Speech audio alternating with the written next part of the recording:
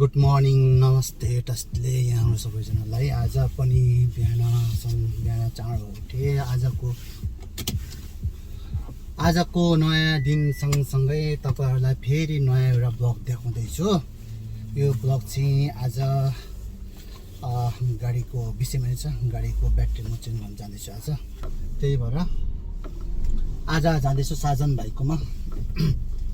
म अहिले यो जोरपाटीमा छु। आज यहाँबाट साजन भाइकोमा जान्छु। साजन भाइकोमा ब्याट्री फेर्नु पर्यो एउटा। साजन भाइकोमा जे काम गर्दा पनि, गाडीको जे काम गर्दा पनि सस्तो राम्रो गर्छ क्या भाइले। एकदम सस्तोमा गर्छ, राम्रो गर्छ। अहिले भर्खरको भाइ हुनुहुन्छ उहाँ, एकदम राम्रो छ भाइले, एकदम राम्रो काम गर्छ। त्यो चाहिँ मलाई खुसी लाग्यो। किनभनेदेखि सानै एजको मान्छेले ठुलो कम्पनी नै चलाइरहेको छ कि उसले। त्यहाँ चाहिँ लगभग 30जना जति स्टाफ होला क्या।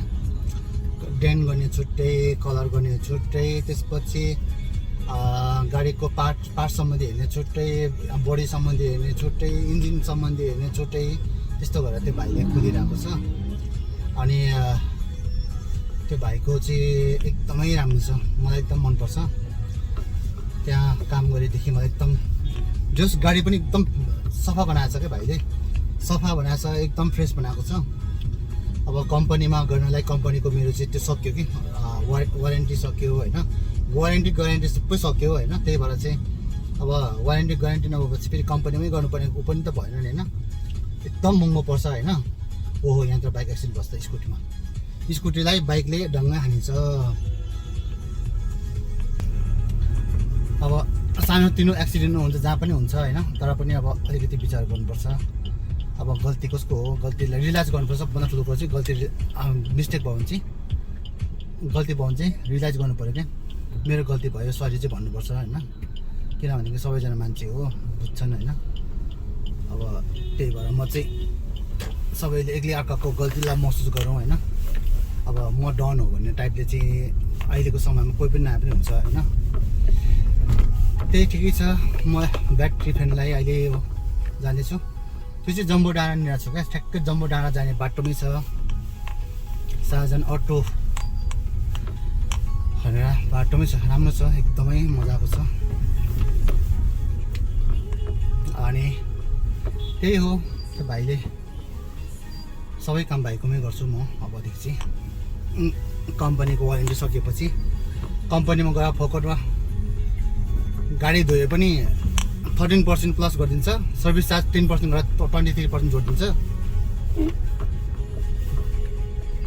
अब गाडी धोए पनि अब 400 पर्ने गाडीलाई अब 700-800 पर्ने भयो क्या। अनि 700-800 पर्नु जान्छ। त्यही भएर के गर्छ यार, बाटो नभइकन पनि उहाँ ल्याउँछ।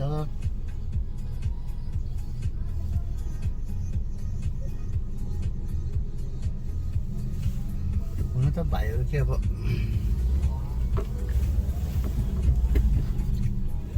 त्यस्तै हो।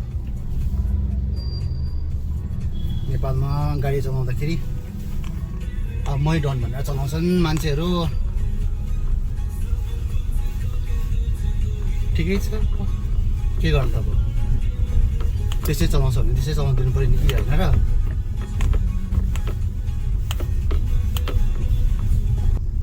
यहाँ छ साजन भाइको,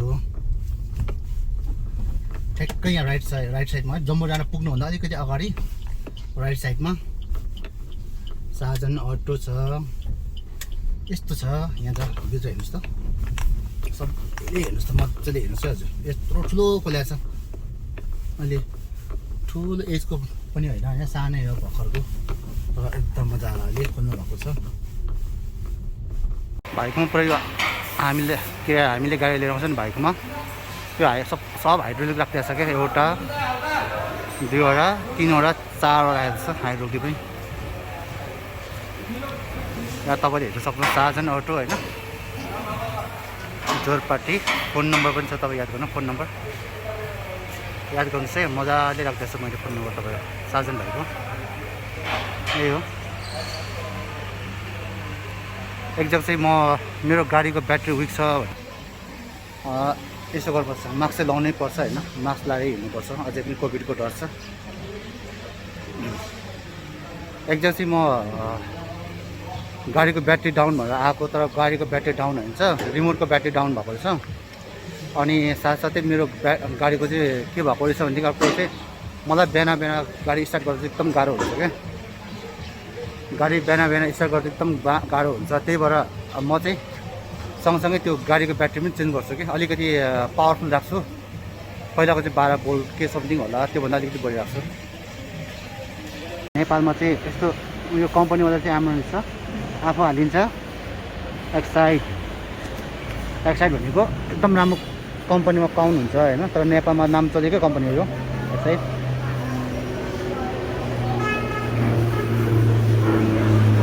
आफ्नो गाडीमा यति सामान हालेपछि, यति ब्याट्री हालेपछि आनन्द हुन्छ, मजा आउँछ। अब जति म्युजिक बजाए पनि डाउन हुँदैन, नत्र भने चाहिँ अब ढोका खोल्ने एकछिन ढोका खुल्ला राख्ने बित्तिकै के हुन्छ त, डाउन हुन्छ।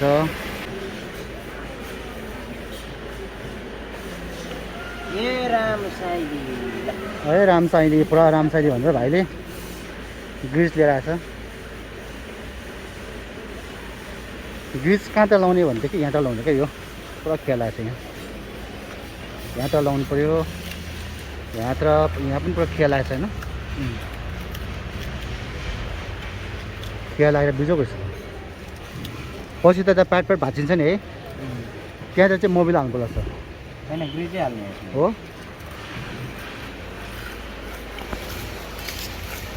ग्रिज हाल्नुपर्छ, पहिला सफा गर्छ यसरी, यदि सफा गरेपछि ग्रिज हालिन्छ सबै लगाएर। अब 5 वर्ष फेर्नु पर्छ है ब्याट्री, अब 5 वर्ष त ढुक्क भयो मलाई।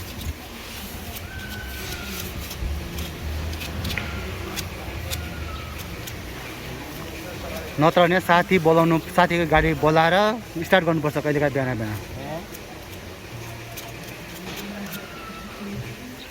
एकछिन म्युजिक बजाउनु अन्त डाउन हुन्छ।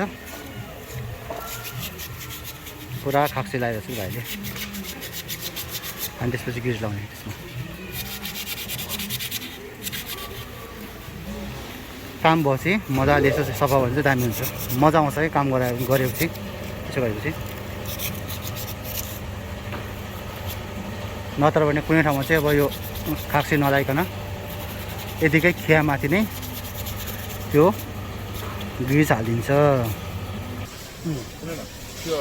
बिहान तेल भएको प्रब्लम छैन भने त्यसलाई चेक गर्नु परेन कि होइन, अलिक गाह्रो हुन्छ क्या, कहिलेकाहीँ स्टार्ट के अरे कहिलेकाहीँ ऊ गर्नुहुन्छ, बिहान पनि चेन्ज गरिदिनु कतिवटा, त्यो पनि चेन्ज गरिदिनु। चार्जन बाइकमा आज चाहिँ नगरेको के हुन्छ ल, हाम्रो ग्यारेजको पनि एड गरिदिनु होइन, होइन, फलानु ठाउँमा कहाँ छ भनेर एड गरिदिनु। कति टाइम लाग्छ? भोलिसम्म बेलुका त्यहाँ सार्जन भाइ छ,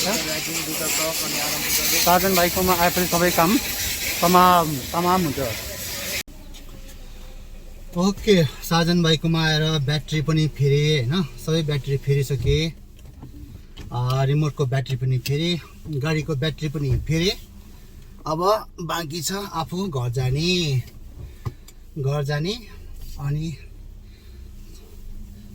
बच्चाले सन्चो छैन छोरा, उसलाई हस्पिटल लगेर जाने हो 2 बजे 4 बजीतिर, त्यही हो। अब निस्के सार्जन भाइकोबाट, टाढा छैन होइन, जोरपाटीबाट अलिकति तल मात्रै हो, नजिकै हो। आफूले एक्साइडको ब्याट्री हाले, अब नेपालमा सबसे नाम चलेको ब्याट्री भनेको एक्साइड नै हो। हुन त अरू पनि छ होला होइन, तर मैले याद नगरेको हो।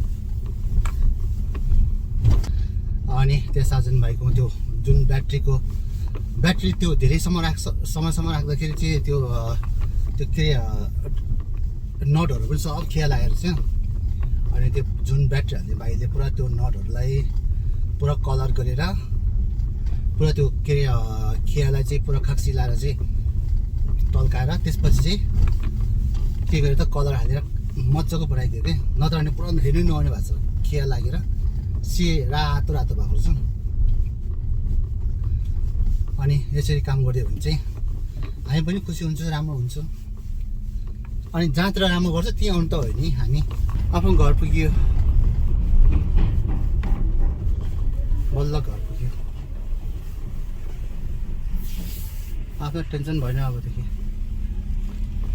ब्याट्री सकिएला भन्ने डर भएन क्या अब।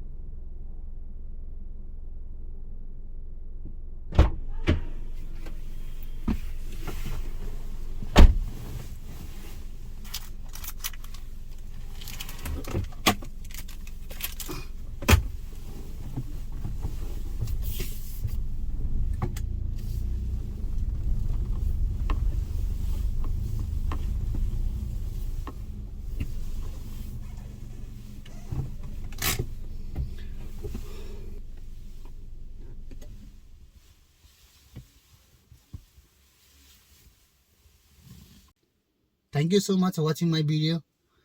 तपाईँले मेरो भिडियो हेरेर आनन्द लिनुभएको छ भने thank you so much. See you in next vlog. Okay,